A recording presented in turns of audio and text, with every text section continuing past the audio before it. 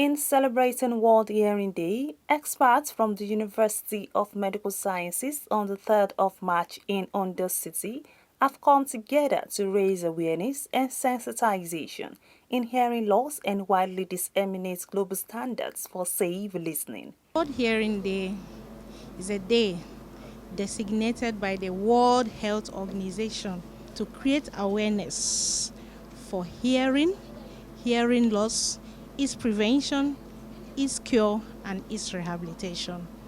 Anybody who has malaria fever who is not properly treated, the malaria itself could cause hearing loss. The intervention, some of the anti-malaria could cause hearing loss. Somebody who have measles, in children, we have measles, not properly treated or not improperly immunized. Measles could cause hearing loss. We have what we call mumps, parotitis. It could cause hearing loss. Meningitis is not common in this part of the world, but it's not common in this part of the country, but in the far north, around this March, April, May, June, July, people do come down with meningitis. It do cause hearing loss. On daily reports, there have been an increasing number of people living with and at risk of hearing loss.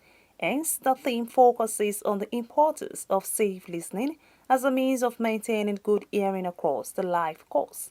To prevent loss of hearing, we need to know what is causing the hearing loss before we know how to prevent it. One of the commonest causes of hearing loss that people don't really take care about is what we call the congenital hearing loss. Those are the hearing loss that manifest immediately after birth. So the baby will usually born being out of hearing or being deaf. And how to prevent something like that, how to prevent hearing loss like that, is to sensitize our pregnant women that immediately they have pregnancy, let them go for routine antenatal care. Repeated trauma into the ear is one of the commonest causes of hearing loss in this environment, because trauma will rupture what we call the eardrum, the tympanic membrane. And after the tympanic membrane is ruptured, it is going to be hearing loss. So if we want to prevent that type of hearing loss, the first thing is for us to sensitize people.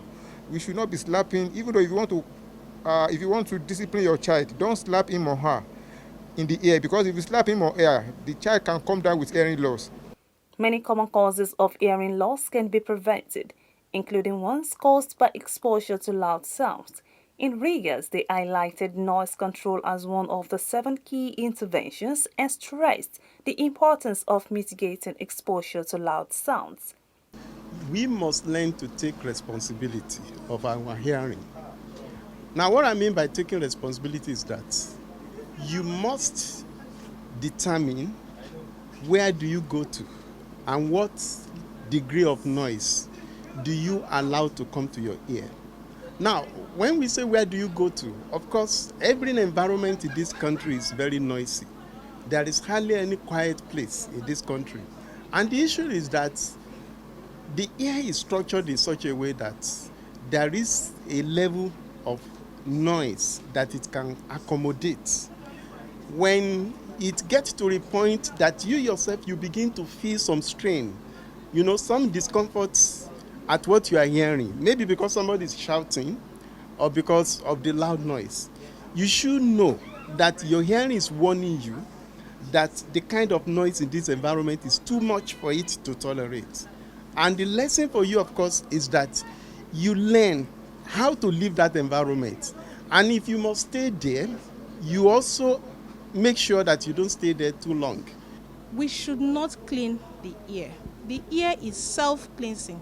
The God we serve is very generous, such that the epithelial lining, which is like a carpet that lines the ear, it moves outwardly, and as it's moving, it carries the dirt out. Each movement of the mouth, as we talk, as we yawn, as we swallow, there is outward movement of this epithelial lining of the outer ear.